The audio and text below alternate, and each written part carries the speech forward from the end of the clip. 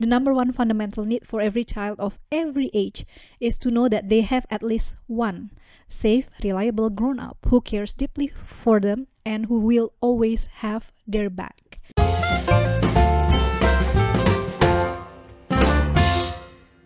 Wah, kita balik lagi sama buku nih, Mbak. Kita udah lama banget nggak ngomongin buku. Ini segmen yang Kulik buku. terakhir, segmen kulik buku. Terakhir kita ngomongin buku di season 1 ya. Wih, Ya lama banget itu, tahun berapa? tahun lalu dah gak lama Udah banget. lama banget. Visibility, disability. Bener gak sih? Terakhir kali itu, Iya. disability.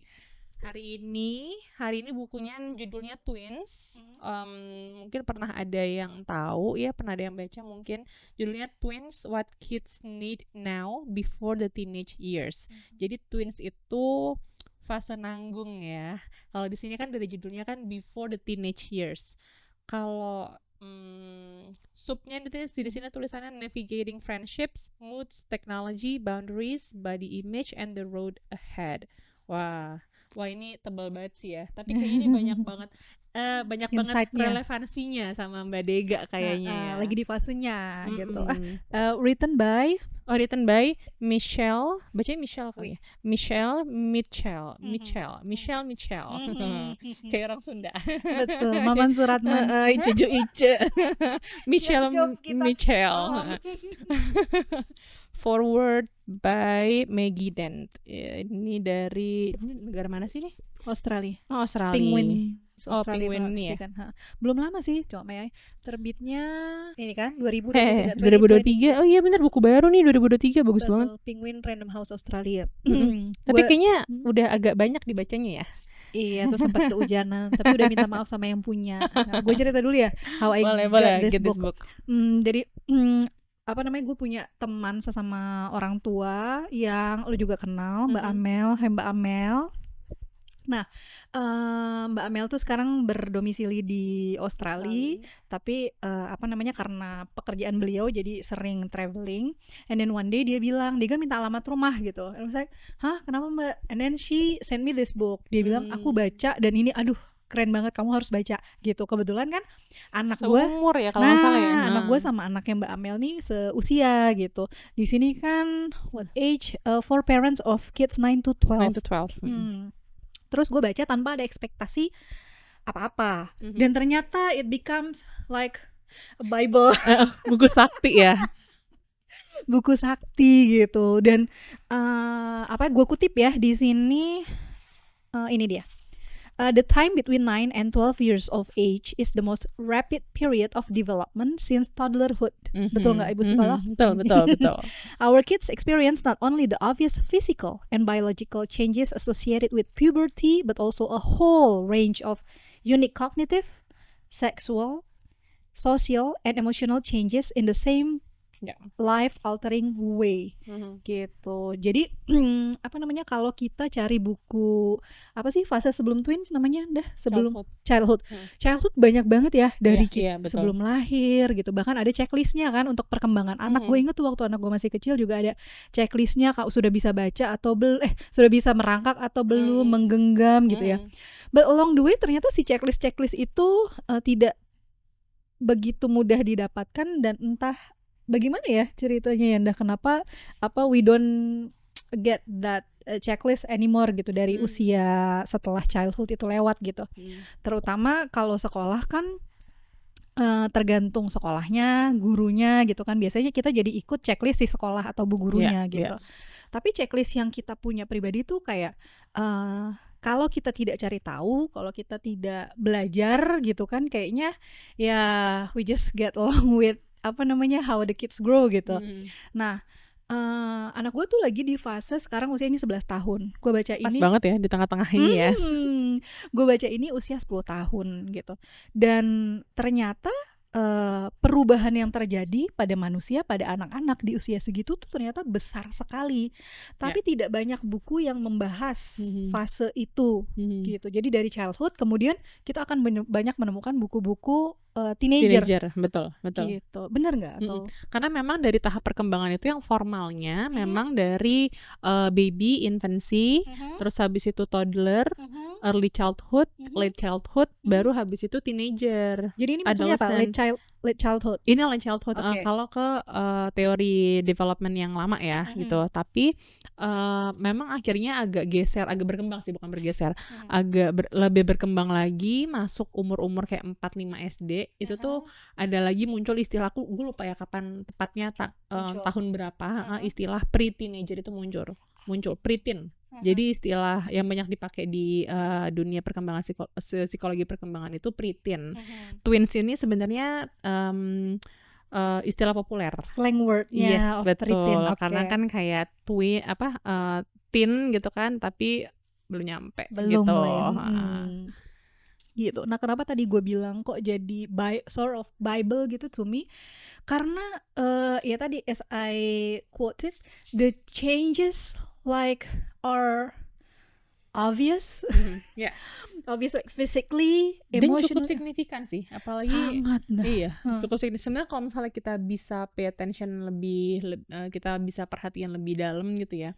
Perkembangannya sebenarnya banyak banget dari ketika anak ke remaja. Preteen tuh kayak jam-jam fase-fase nanggung, tapi ya tadi itu sebenarnya perkembangannya banyak banget.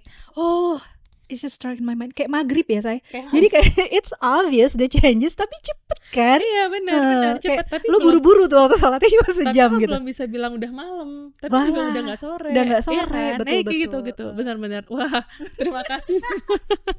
Nah, gue tuh tadi juga ngintip ya chaptersnya itu di sini. Menurut gue juga ini cukup ini sih komplit ya.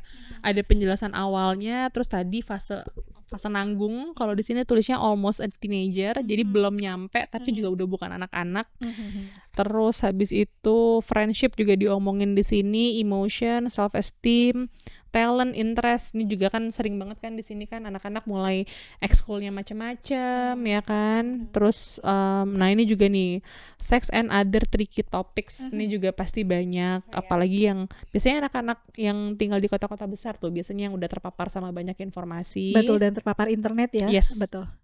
Ini banyak banget. Ya ini cukup ini sih. Semuanya dibahas. Makanya gue jadi paham kenapa dibilang Bible ya. Lo udah habis ini? Udah. Oh. Udah, dan sempat reread tapi beberapa chapter aja gitu yang gue butuhkan. No. So far apa yang menurut lo dari buku ini yang paling buat aha moment buat lo? Oke. Ya pertama itu karena ini fase yang sangat signifikan buat perkembangan anak gue gitu. So I should like pay more attention and take it seriously. Bukan cuma kayak ya maklum lah gitu. Ya maklum lah bentar lagi teenager, maklum lah gitu. Gitu. Ternyata juga lewat gitu enggak ya? Betul. Jadi gini, itu jadi aha moment karena ternyata memaklumi bukan tindakan yang wise, bukan tindakan yang bijak gitu. Karena ya itu. Jadi ini ada sih gua quote boleh ya. Wait. Oh ini. Twins or preteen don't choose the timing of puberty or its associated ups and downs. It's chosen for them. This is an uncomfortable starting position for some of our twins gitu. Jadi some kids, apalagi anak gue perempuan ya, ada yang namanya menstruasi. Bahkan sebagai orang dewasa yang udah mens berpuluh-puluh tahun, it's still not an easy period gitu of time gitu. Jadi bayangkan ini buat anak-anak perempuan yang baru gitu, dan that hormone things gitu kan yang kayak terus physical single bacok ya. Bener gitu. That hormone things gitu, terus kayak fisiknya tuh berubah. Gitu, udah mulai ada bagian-bagian yang tumbuh gitu kan. Terus ketika dia menstruasi dia bilang mami I have like this back pain gitu, sakit gitu kan. Terus mood swings gitu. Mood swings sebelum gue jelasin ada itu mood swings gitu, dia tuh kayak ya bahkan gue juga umur segini masih mood swings gitu, kayak senggol bacok kan. Ya, apalagi umur segitu gitu. Dan gini, I think like she's still enjoying to be a child. Iya kan?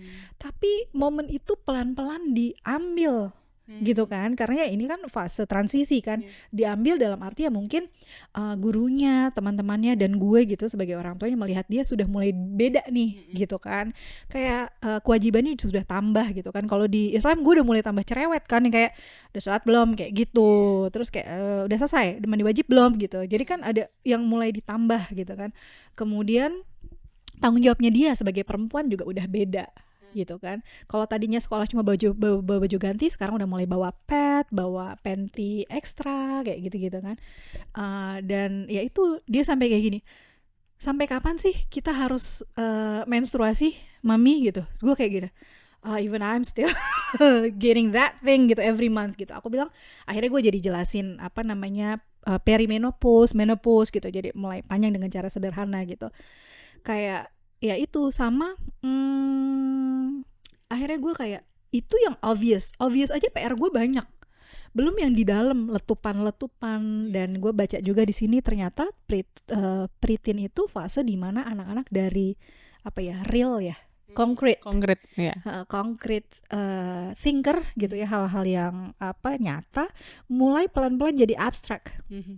Mulai curious deh, belum misalkan belum bisa memahami secara apa holistik gitu ya, hal-hal ya, konsep-konsep gitu, konsep-konsep. Kemudian mulai nih pertanyaannya yang okay, should I answer it honestly atau udah pakai cara kemarin agak-agak bohong disesuaikan dengan usianya kayak gitu-gitu. Itu sih dah gitu. Dan adalah kejadian-kejadian yang bikin gue kayak kaget, ini anak gue nih, karena beda banget ya, kayak nggak pernahnya dia kayak gitu ya. Gitu. Dan beberapa kali gue akui gitu, gue terpancing dan tidak, walaupun udah baca gitu, gue tidak bereaksi dengan secara tenang dan bijak gitu. Gitu. Tapi kemudian ya gue kayak ya, ibu-ibu just being ibu-ibu ya. Iya sih. Tapi kemudian gue kayak gini, bentar-bentar, ini kayak gue pernah baca deh kayak gitu. Jadi ya karena referensinya tidak banyak, kebetulan ibu-ibu yang anaknya seusia dengan anak gue, tapi mengasuh langsung juga tidak terlalu banyak. Jadi temen diskusi gue juga nggak terlalu banyak ya. Itu jadi kayak ya itu Bible, sort of Bible. Betul. Yang gue sering temuin ya di orang tua yang punya anak di usia preteen atau twins ini tuh, kalau di kita kan 9-12 tahun itu kan emang masih SD ya. Betul. Kelas 3 sampai dengan kelas maksimal kelas 6 kelas 7 lah, 12 tuh ada beberapa anak yang udah kelas SMP 7, kan. Sampai kelas 1. Karena masih SD, rasanya tuh masih kecil gitu. Aduh mbak, tapi kan dia masih SD. Aduh ya ampun, nih badannya aja gede tapi dia masih SD gitu. Jadi orang tua pun kadang-kadang masih nyangkut gitu, melihat anaknya memang masih di fase childhood tadi, memang belum ke preteen. Padahal sebenarnya si fase preteen ini tuh pola perilakunya menurut gue ya, sebagai kemarin gue banyak kerja di setting sekolah, otomatis kan memang sehari-hari ya ketemunya sama anak-anak, puluhan bahkan mungkin ratusan anak yang di usia preteen gitu ya.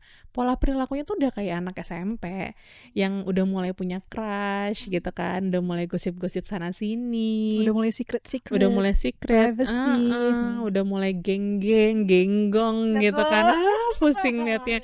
Udah yang in group out group gitu tuh udah kelihatan banget. Atau kayak anak yang nggak bisa, mulai ada tuh bakat-bakat anak yang diomongin lah, dibully lah, apalah tuh udah mulai ada yang kayak gitu-gitu tuh. Udah mulai yang kayak, yes tapi kan dia nggak bisa, hahaha gitu tuh. Udah mulai ada ya, khasnya anak-anak bandelnya SMP kan gitu. Cuman badannya masih badan SD, sehingga emang kadang-kadang orang dewasa, even gue pun kadang-kadang melihat mereka tuh, aduh lu tuh masih SD, kenapa cepet banget sih tumbuhnya. Enggak, sebenarnya bukan anak-anak kita yang cepet tumbuh, tapi memang fasenya dia kayak gitu. Tapi karena kita sekarang lebih literate, lebih melek gitu ya dengan hal-hal yang fase perkembangan tadi segala macam, jadi rasanya tuh kayak kok cepet banget sih gitu. Plus sama teknologi, kan di sini juga dibahas tentang teknologi kan. Gue yakin banget dulu zaman kita nih, kita di umur-umur SD itu 4, 5, 6 SD sama anak 4, 5, 6 SD sekarang tuh beda pasti pola perilakunya ya kan. Apa namanya, pacar-pacarannya segala macam. Dulu aja gue udah kenal pacaran, apalagi anak sekarang gitu. Yang TikTok segala macam gue udah nggak tahu lagi lah hal-hal apa segitu. Anak lo ya, anak gue sekarang masih 4 bulan, gimana ntar dia 10 tahun lagi. Iya, betul. Heeh. Nah, kalau buat lo sendiri ya, pelajaran apa yang relevan banget yang sekarang kepake di lo dan anak lo sekarang? Atau yang benar-benar current nih lagi lo dan anak lo belajar bareng-bareng di fase dia yang lagi di pre-teenager ini? Oke, ini baru banget sih kemarin, apa namanya, pas bagi rapot, berarti ya bulan ini gitu ya, minggu lalu. Itu tentang berbohong. Oh ya, ini juga sering banget nih. Iya. Terus ngerasanya kayak anak saya sekarang kok jadi bandel ya, gitu tuh ada juga tuh orang tua yang berpikirnya jadi gitu. Padahal dia nggak pernah bohong loh sebelumnya. Nah, tapi kalau yang lo temukan, kan lo juga, berarti kan lo connect antara apa yang lo alamin sama apa yang ada di buku kan. Ini Betul. ngebahas tentang bohong juga. Ada. Jadi gini, ketika gue baca, terus gue catat ya, I took notes gitu, everything, karena ini bukan buku gue gitu ya, jadi kan akan dikembalikan, jadi gue catat. Kemudian pas baca tuh gue catat, gue nggak merasa relatable gitu, tapi kayak oh it's important gitu. Dan ketika ada kasus temuan gitu, anak gue berbohong gitu, I was like, dang, really gitu, kayak anak gue gitu, kayak ya jadi apa, orang tua yang nangis kecewa anaknya melakukan sesuatu gitu ya, that's me now gitu, kayak oh dang, really gitu. Terus waktu itu gue argue lah sama anak gue gitu, dan gue agak menyesal sih. Gini, gue tidak menyesal marah karena gue ngerasa ada value-value yang gue harus strict gitu. Iya, betul. Yang gue sesalkan adalah cara gue gitu, cara gue marah gitu ya. Kemudian sampai akhirnya ditenangin sama nyokap gue gitu, kayak kita ditengahin berdua. Kenapa ditengahin? Karena itu usianya dia sudah mulai apa ya, Argue back gitu, argue back, no you listen to me mami gitu. Jadi kayak gue naikin apa namanya, intonasi, dia juga naikin gitu.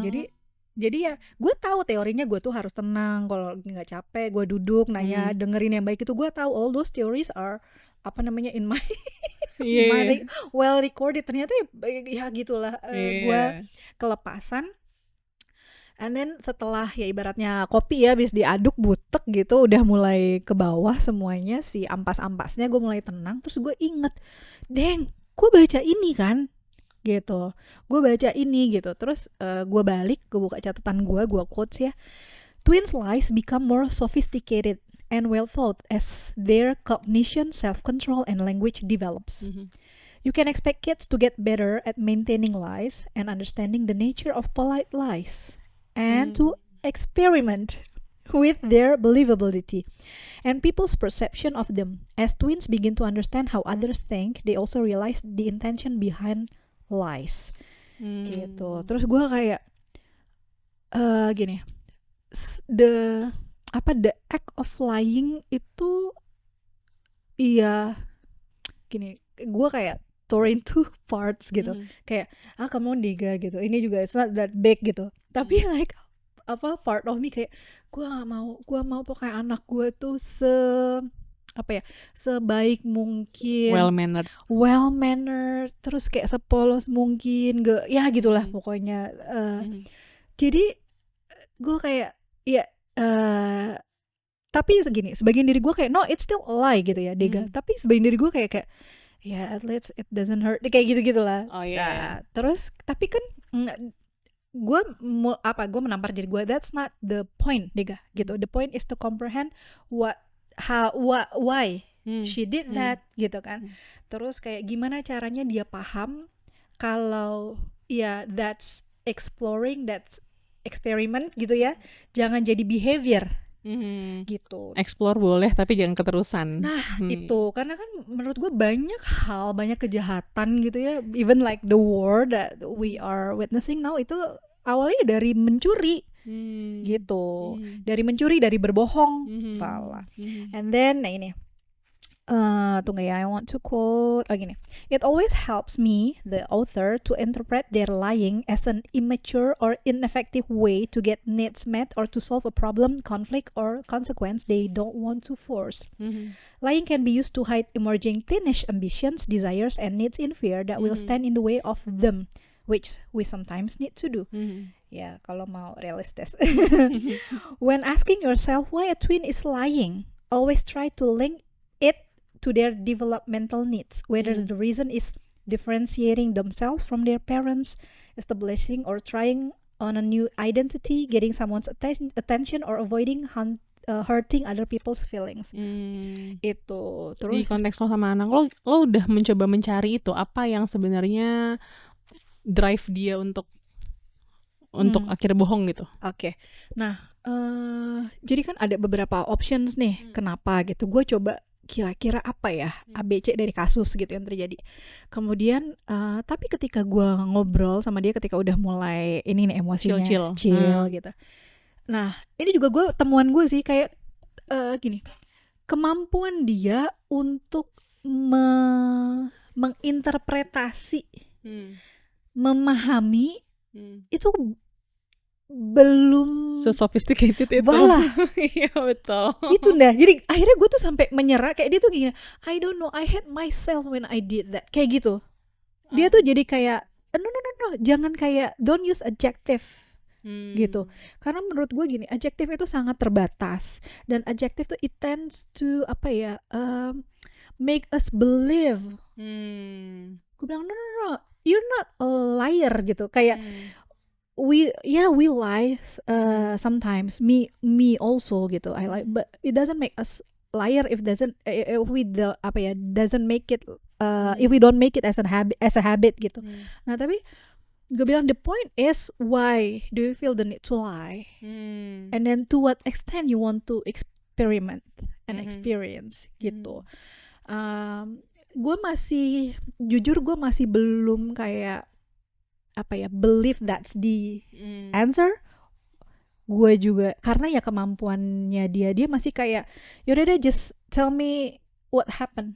Udah aja. Jadi kayak lo di kantor polisi jelasin aja apa yang terjadi. Runutannya gimana gitu. Karena ya dia sampai sekarang ya masih belum kayak I don't know, I hate myself when I did that. I don't know why I did that gitu. I promise you I won't do that anymore. Don't promise me. Promise yourself. Don't promise me. I will not know. Gitu. Aku nggak akan tahu kamu bohong atau gimana. Mungkin nggak akan tahu gitu. Tapi ya, it like feeding yourself poisons gitu. Aku bilang kalau jadi habit. Ya we can lie like when we don't have like that much options gitu. Gitu. I don't know. Menurut lu gue Gak tahu sih, menurut gue ya perjalanan itu akan jadi perjalanan yang gak tahu endingnya kapan dan bukan orang lain yang akan menentukan endingnya kapan. Itu akan jadi perjalanan yang lo dan anak lo akan temukan dan tahu kapan endingnya selesai. Kapan ini tuh udah oh ini toh gitu. Yang kayak dan apa indikatornya kita juga nggak ada yang bisa, no one can tell you gitu. Yang penting pokoknya keep on doing what you are thinking is working at that time antara lo sama anak lo. Dan gue yakin tadi ya seiring anak lo nanti bertambah usianya, kemampuan berpikir dia juga semakin sophisticated, bahasa dia semakin sophisticated, dia akan lebih bisa mengartikulasikan perasaannya, motifnya, karena itu hal yang abstrak banget. Betul. Kan di sini juga dibahas tentang emosi kan ya. Khasnya banget anak-anak teenager, gue ngomong teenager dulu. Anak teenager itu memang emosinya meletup-letupnya tuh lumayan gitu. Walaupun ketika gue coba flashback gitu ya di umur gue, kayak gue nggak yang se-emosional itu deh gitu. Bukan tipe emosional yang marah-marah emang, tapi misalnya gue suka sama orang, rasa sukanya tuh kayak menggebu-gebu banget. Iya. Gue sebel sama orang tuh gue bisa yang kayak gue benci dia napas aja gue sebel gitu misalnya kan. Atau kayak gue hari itu malas banget ke sekolah tuh benar-benar kayak dunia mau berhenti, rasanya pengen udahlah gue nggak mau sekolah gitu. Jadi eskalasi intensitas emosinya Ekstrim tuh to ekstrim ya. iya, Apa itu moderate amount tuh nggak nggak ada ya. bisa. Oke. Atau kayak berangkat lo happy banget, pulang-pulang bisa sangat bete tuh bisa Betul banget, iya. banget gitu kan, gara-gara hal kecil gitu. Jadi bukan yang kayak enggak kok gue emosinya nggak meledak-meledak, gue nggak marah-marah pas gue masih SMP. Bukan marah-marah, tapi apapun emosi yang lo rasakan Iya. tuh rasanya Betul. kayak dikali 2 kali 3 gitu. Betul, karena kan emosi bukan marah ya, Bener, bukan cuma nggak cuma kemarahan. marah doang. Nah, di saat yang bersamaan, emosi itu kan juga banyak banget. Lo pernah lihat nggak roda emosi? Iya. Pernah Anak kan? gue dapet. Nah, itu tuh banyak kompleks banget kan. Betul. Terutama dalam bahasa Inggris lebih banyak lagi vocabulary emosinya kan. Ada yang versi sederhana, Yes. kemudian ada lagi yang lebih di pecahan-pecahannya ya. Bener, tergantung intensitas lah, konteks apa segala macam banyak. Nah, ketika masuk ke remaja itu tuh otak bisa mempersepsikan emosi dengan lebih kaya, Lebih detail gitu ya. lebih detail, merasakan, tapi mengartikulasikan emosinya itu tuh beda lagi. That's another thing. Jadi ada bagian di otak lo tuh namanya hipokampus, dia tuh emang yang tugas sama amigdala, dia tuh tugasnya emang ngomongin emosi gitu. Jadi kalau misalnya lagi kesel gitu ya, itu tuh kayak aliran darahnya ke sana. Jadi kayak dia kuat banget tuh kerjanya. Nah, di situ tuh kemampuan si amigdala ini tuh jadi lebih canggih. Iya. Tapi kemampuan ketika lo ditanya apa yang lo rasain, nggak tahu. Nah, kenapa jawabannya nggak tahu padahal otaknya udah lebih canggih? Karena yang ngejawab itu bagian bahasa. Nah, vocabulary lo belum mumpuni untuk menyeimbangkan si amigdala. Betul. Oke. Karena rasa yang muncul di setiap emosi tuh ada yang mirip-mirip. Ya. Rasa jealous sama rasa excited aja tuh mirip, sensasinya di badan tuh mirip. Nah, butuh pengalaman yang panjang banget dan kesadaran yang banyak banget dan kemampuan berpikir yang bagus banget untuk sampai mampu membedakan ini tuh bukan jealous, ini tuh gue lagi excited gitu. Jadi mungkin itu yang dirasain sama anak lo juga, dia tuh belum bisa paham kenapa intensi dia gitu. Waktu itu rasanya ada nih dorongan mau ngambil misalnya. Tapi why nggak tahu, pokoknya ada mami, I don't know what, I don't know why gitu. What for gitu ya. Nanti mungkin ketika dia sudah lebih tenang, nah uniknya gini, si bagian emosi tadi kerjanya tuh shift-shiftan sama bagian logis. Shift-shiftan, gantian. Kalau si emosinya lagi kenceng, lagi Logisnya off dominan, dulu. iya, dia akan ngalah dulu gitu. Sebaliknya gitu juga gitu. Makanya ketika anak lo juga lagi moodnya naik turun, jangan lo ajak ngomong yang logis. Tuh Dega, oke. Bukannya nggak akan masuk sama sekali, akan masuk, tapi retentionnya akan lebih rendah dibandingkan ketika lagi sama-sama enak moodnya gitu. Nah, khasnya di anak remaja dan dimulai di twins, si emosi tadi kan lebih dominan nih, lagi aktif banget nih. Tapi dia belum punya cara canggih untuk ngelola emosinya. Makanya kesannya anak-anak remaja gitu kan, kayak mood swing lah, apalah. Di situ tugasnya kita orang dewasa yang ngajarin untuk ngelola emosi. Menemani ya. Nemenin buat ngelola emosi di situ. Betul. Tapi kan untuk membantu mengelola, gue juga harus tahu caranya ya. Betul dong. Itu sih yang bikin gila. Iya, makanya akhirnya belajar terus ya. Bener-bener kayak temen gue bilang gini, pas gue kemarin mau resign nih karena motherhood gitu ya. Dia bilang, gue tuh suka sebel kalau orang bilang, kok berhenti kerja sih, nggak sayang sama karirnya. Gue rasa, teman gue bilang gini ya, gue nggak merasa karir gue berhenti sih. Gue cuman ngerasa lagi membangun karir di dunia yang berbeda aja sekarang. Sekarang karir gue di rumah sama anak gue gitu. Naik jabatannya gue ya, anak gue juga naik tahapan perkembangan dari bayi masuk ke toddler gitu kan, tuh gue naik jabatan tuh. Orang gue tugasnya lebih banyak lagi, lebih kompleks lagi, ntar anak gue udah teenager juga gue naik jabatan lagi gitu. Jadi emang akhirnya fitrah well. Luar biasa ustazah kita. Okay. Maaf ya Pak, bentar lagi. Jadi kayak emang tugasnya emang akan ngikutin terus gitu. Kita akan terus belajar. Makanya ketika lo bisa baca buku ini di saat anak lo sedang dalam fase twins ini, menurut gue ini kayak temen banget sih, temen yang membersamai proses lo sama anak lo gitu kan. Jadi kalau misalnya emang pada mau baca juga penasaran, cari aja, ini di Jakarta ada kan atau online belinya? Nah itu juga kebetulan punya temen sih ya Bun ya. Kebetulan dipinjemin, bisa dicari. Tapi sekarang banyak sih ya kalau kita mau cari buku impor juga. Betul, banyak nyari di mana-mana. Atau ebook. ebook juga bisa. Kalau emang Mhm. lebih nyaman nyari yang baca dari yang printed version, Version, bisa nyari di online juga banyak sih harusnya sekarang ya. Betul, dan based on my experience, it's better not to neglect this phase Mhm. gitu, karena ya memang Mhm. terakhir ya Mhm, quotes-nya, mhm. the number one fundamental need for every child of every age is to know that they have at least one safe, reliable grown-up who cares deeply for them and who will always have their back. Di Gitu. apapun fase Betul, umurnya betul, akan butuh itu. betul. Maaf, artinya apa ya? Oh ya. Coba artinya apa? Nomor satu, kebutuhan yang paling dasar untuk setiap anak di usia apapun, berapapun adalah mereka tahu kalau ada at least setidaknya ada satu orang dewasa yang selalu ada buat mereka. Begitu. Dan menurut gue ya tadi, daripada kita disconnect, anak aku masih SD, anak aku apa-apa segala macam. Tiap anak punya fasenya masing-masing, Ya. zaman berubah, makanannya berubah, konsumsinya berubah gitu. So don't get stuck in the past, jangan kaku kayak Kanebo kering. kanebo kering. Gitu. Oke, thank you. Sampai ketemu di kulik buku Kulik selanjutnya. buku selanjutnya. Bye bye.